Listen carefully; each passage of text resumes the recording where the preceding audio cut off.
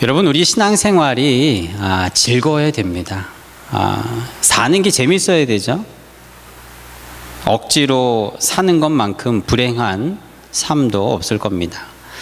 지난 3월 20일이 유엔이 정한 행복의 날, 세계 행복의 날을 정했어요. 얼마나 현대인들이 불행하다라고 느끼면 국제기구가 한 날을 정해서 세계 행복의 날로 정한 겁니다. 전체 143개국 중에서 한국은 몇 등 했을 것 같습니까? 중간 했어요. 중간 52등. 캐나다는 13등. 캐나다는 13등 했습니다. 1등 어디 했을까요? 핀란드. 그래서 북유럽에 있는 나라들이 상위 5개의 순위를 차지했어요.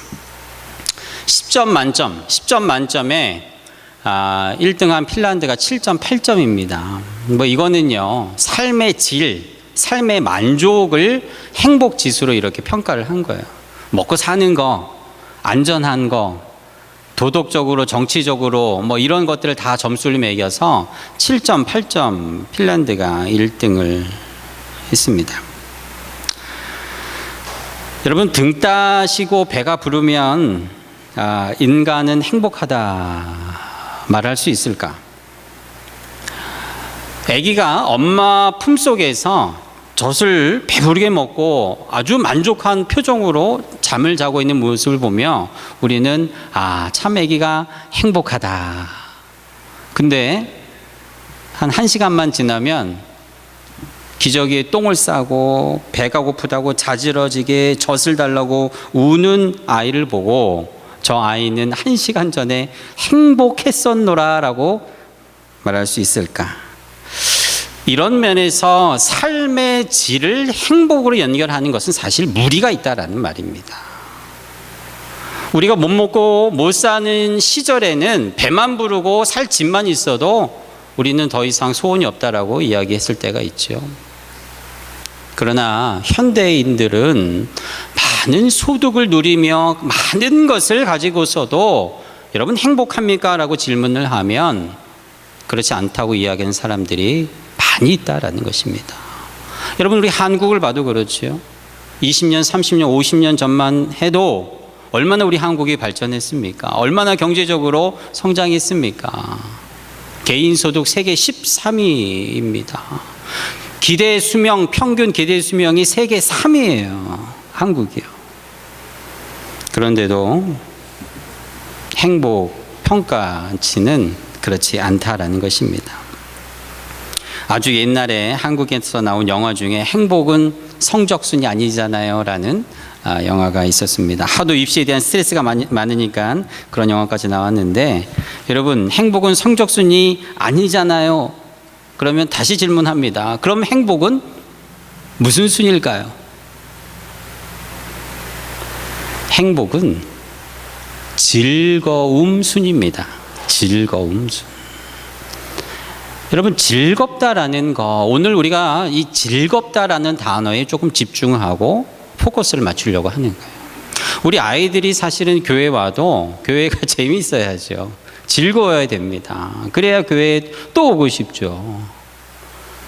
근데 이 즐거움이 뭔가 오늘 말씀을 통해서 좀 보려고 하는 거예요. 아까 말씀드린 대로 많이 맛있는 걸 먹고 좋은 것을 가지는 것이 즐겁고 행복한 게 아니다라는 거예요. 오늘 하나님은 뭐가 즐겁냐라고 오늘 성경이 얘기하니까 그 얘기를 여러분들에게 함께 나누려고 합니다.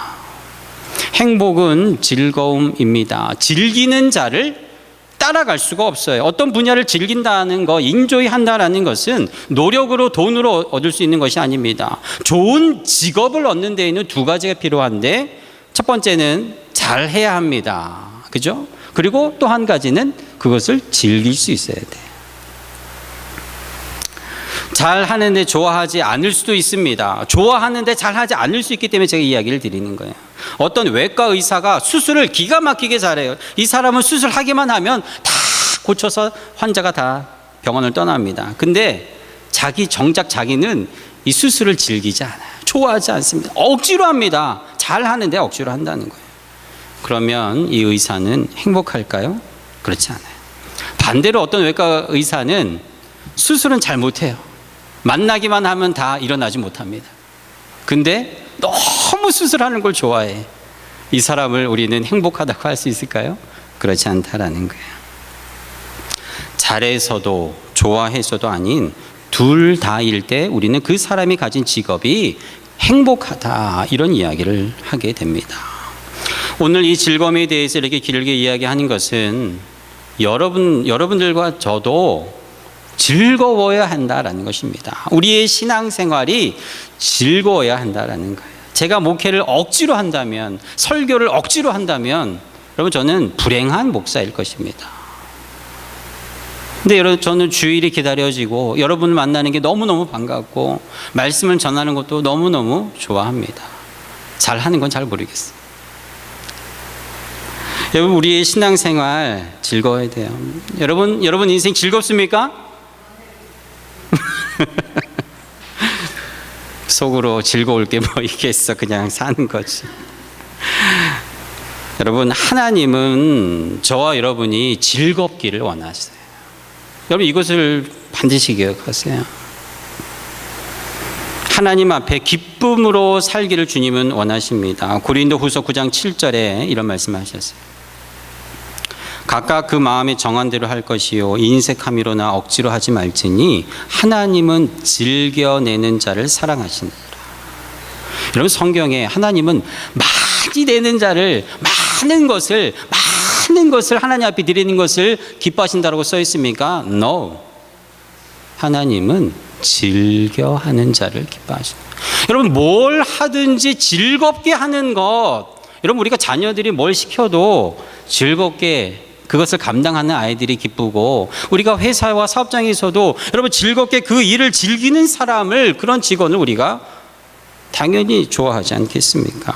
하나님 앞에 봉헌할 때도 봉사할 때도 마찬가지입니다. 억지로 하는 것은 오래가지 못하는 것, 사실은 즐겁지 않으면 오래가지 못하는 것입니다. 매주일 하나님 앞에 나는 물질의 종이 아니라, 시간의 종이 아니라 하나님의 종입니다. 내 믿음의 증거로 내 물질도 내 시간도 하나님 앞에 드립니다. 하나님을 사랑하는 마음으로, 기쁜 마음으로, 즐거운 마음으로 하나님 앞에 드릴 때 하나님께서 그것을 흠양하고 받지 않겠습니까? 그런데 우리 안에 복음이 없으면, 은혜가 없으면 우리 안에 즐거움은 발붙이기가 어렵다라는 거. 오늘 사도 바울은요, 믿는 자들에게 어떻게 하면 즐거운 인생을 살아갈 수 있을까? 로마서 5장을 통해서 가르쳐 줍니다. 1절 말씀에 보면 그 해답을 이야기하고 있어요. 어떻게 우리는 즐겁게 살 수 있을까? 우리 아이들, 친구들도 잘 들어보세요. 1절 말씀에 보면 화평을, 누구와 화평을 누립니까? 하나님과 화평을 누려라. 그러면 너희의 인생이 즐거울 것이다. 여러분 우리가 찾는 즐거움이 먼데, 어려운데 숨겨져 있지 않아요. 오늘 로마서 5장 1절은 분명히 우리에게 가르쳐 줍니다. 하나님과 화평을 뭐 하라고요? 누리라. 화평하라 이렇게 말씀하지 않았어요. 화평을 누리라. 이거는 다른 말로 하나님과 친하게 지내라, 이 말씀. 친하게. 여기서 누리다, 헬라어로 엑소맨이라고 하는 것은 가지다, 소유하다, 내 것이다, 이런 뜻입니다. 하나님과 나의 관계 친밀감은 내가 포기하지 않겠다라는 것입니다. 내가 그것을 유지하겠다라는. 여러분 삶에 루틴이 있죠. 일상의 루틴이 있습니다. 아침에 일어나면 반드시 여러분들이 드셔야 하는 약도 있고, 무슨 일이 있어도 하루에 아침에 일어나자마자 아침에 물 한 잔을 먹어야 하는, 이것만은 꼭 해야 하는 이런 루틴들이 있습니다. 다른 사람과의 관계는 조금 소원해지고 멀어져도 저 사람하고만큼은 항상 좋은 관계를 유지하려고 노력하려고 하는 그런 대상도 있을 것입니다. 하나님도 마찬가지. 하나님과의 좋은 관계를 여러분들이 제1순위에 놓는 것, 이것이 하나님과 화평을 누리다, 이런 뜻입니다. 그냥 하나님 앞에 예배드리고 하나님 앞에 기도하고 내가 오랫동안 신앙생활하는 것이 하나님과 좋은 관계로 화평을 누리는 것으로 우리는 알면 안 된다라는 말입니다. 하나님과의 관계를 가장 상우선순위로 퍼스트로 놓는 그것을 오늘 바울은 하나님과 화평을 누린다라고 이야기합니다. 여러분, 하나님과 화평을 누리는 거, 하나님과 친해지는 거, 이것이 바로 우리가 하나님 앞에 즐겁게 살아가는 중요한 이유가 된다라는 말씀입니다. 그렇다면 어떻게 이것을 할 수 있을까? 두 가지를 말씀드립니다. 2절 말씀입니다. 그러므로 그로 말미암아 우리가 믿음으로 서 있는 은혜에 들어감을 얻었으며 하나님의 영광을 바라고 즐거워하느니라. 우리가 하나님과 깊은 친밀감 가운데, 즐거움 가운데 살아가려면 우리는 하나님의 영광을 위해서 살아야 한다라는 거예요.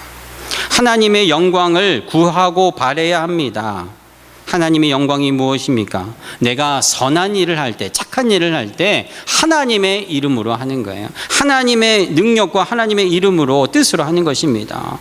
하나님의 이름을 높이기 위해서 우리는 좋은 크리스찬의 삶을 살려고 노력해야 하고, 누군가에게 자비와 칭찬을 베풀 때 하나님의 이름으로, 하나님의 축복으로 하는 것, 하나님의 영광 받으시는 거예요.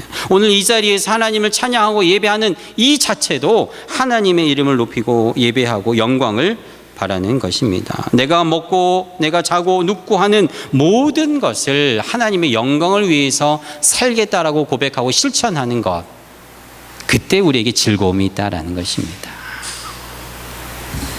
두 번째는요, 11절에 있습니다.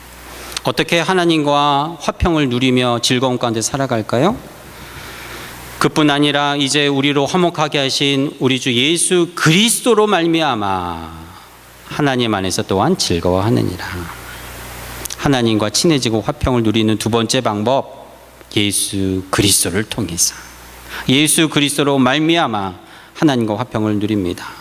첫 번째는 하나님의 영광을 위해 사는 것이고, 두 번째는 내가 하나님과 화평을 위해 사는 것이 아니에요.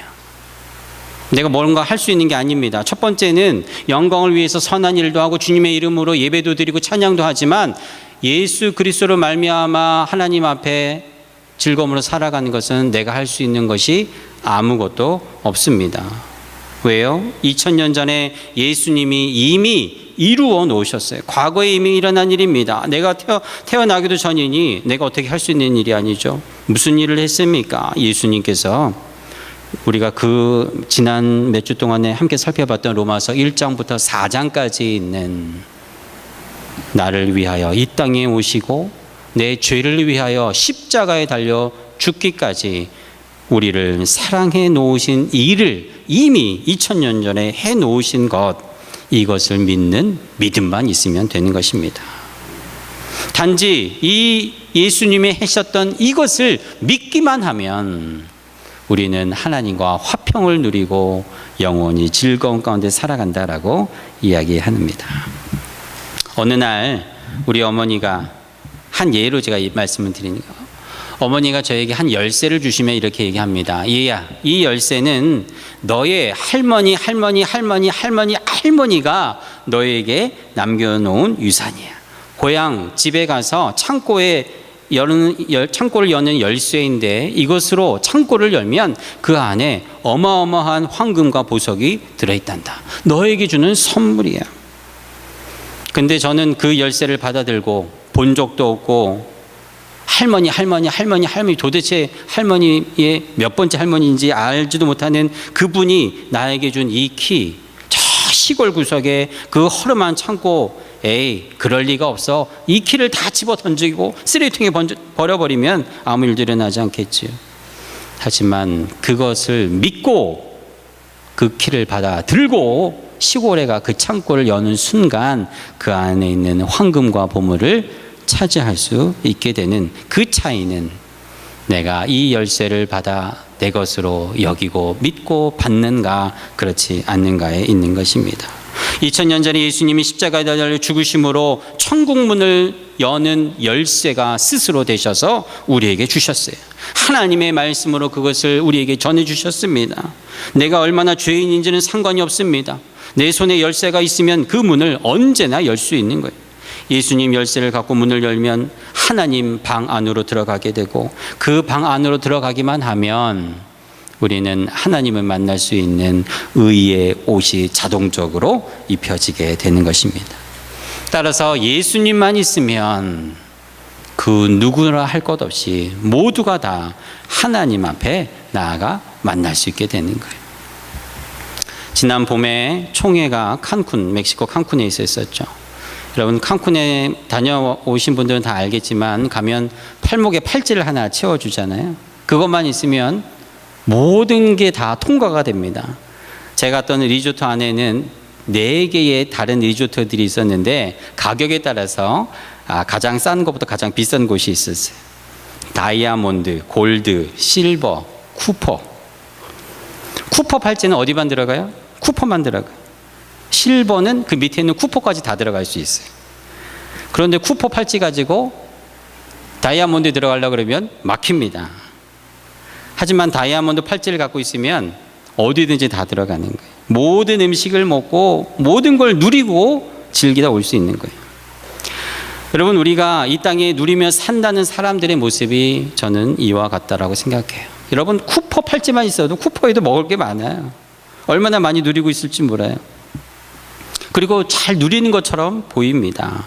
하지만 실버는 또 다른 세계예요. 다이아몬드는 3층 천입니다. 우리가 예수님 때문에 화평을 누리며 산다라는 것이 바로 이런 것이에요.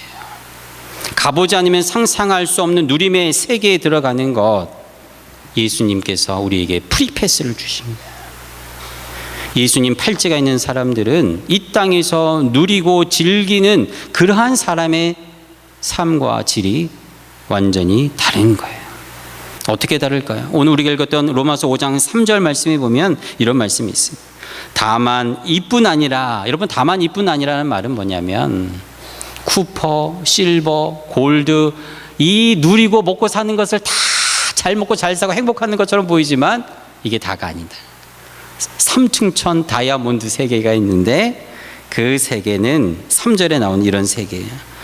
우리가 환난 중에도 즐거워하나니. 여러분, 이 땅에서는 이게 불가능합니다. 쿠퍼, 실버, 골드에서는 불가능한 삶이에요. 여러분, 환난이 있는데 어떻게 즐거워할 수 있겠습니까? 고통이 있는데 어떻게 기쁨이 있을 수 있겠습니까? 하지만 다이아몬드 세계는 달라요. 5절 말씀입니다. 5장 5절. 소망이 우리를 부끄럽게 하지 아니하면 우리에게 주신 성령으로 말미암아 하나님의 사랑이 우리 마음에 부은 바 되매니. 그렇습니다. 이것이 마지막 키워드예요. 우리 즐거움, 하나님과 화평을 누리고 우리가 영원히 즐겁게 살 수 있는 마지막 키워드는 바로 성령입니다. 예수님의 팔찌로 하나님과 화평을 누리며 다이아몬드의 세계를 문을 활짝 열고 프리패스하면서 들어갑니다. 그러면 우리 위에서 우리 머리와 우리 가슴에 보이지 않는 관이 자동적으로 연결되는데 그 관으로 5절 말씀에는 하나님의 사랑이 계속 공급이 된다라고 하는 거예요. 아까 제가 서두에 우리 행복이 어디 있느냐 질문했더니 우리 성도님들이 마음에 있다라고 말씀하셨어요. 하나님의 이 사랑이 마음에 부은 바 된 사람은 행복하다라는 의미로 제가 받아들입니다. 하나님의 사랑이 우리 마음에 계속 공급되지 않으면 우리는 즐거움을 영원히 간직할 수가 없다라는 이야기죠.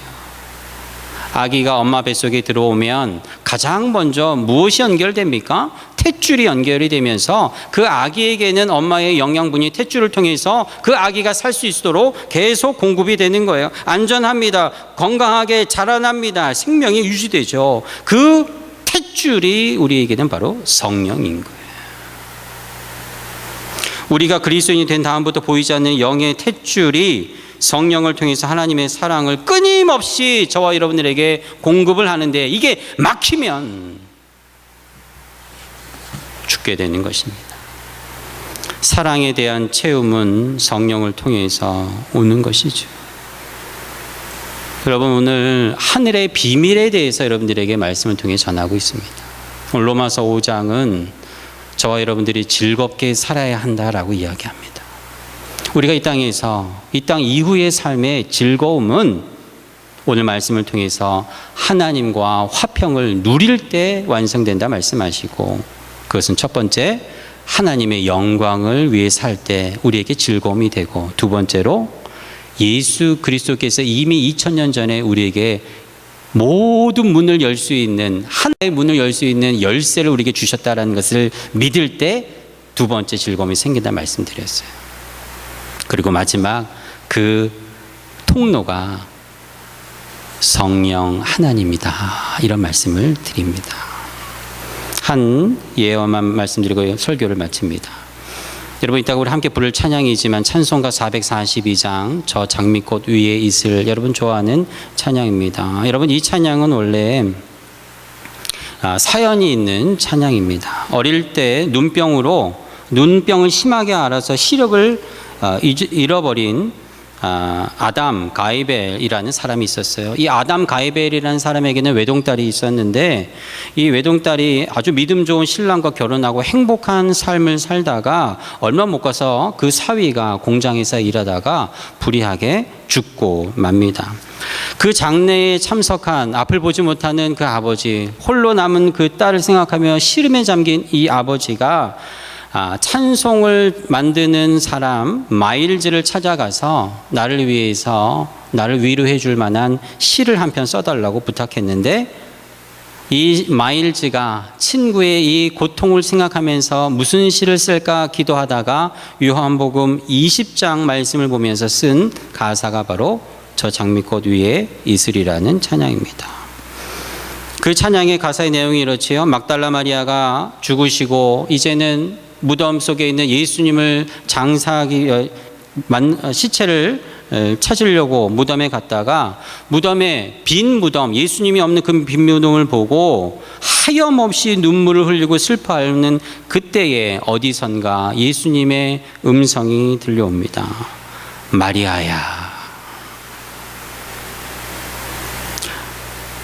여러분, 오늘 여러분의 삶 가운데 시름과 고통과 눈물 흘리는 여러분들의 인생에 예수님께서 여러분들의 이름을 부르십니다.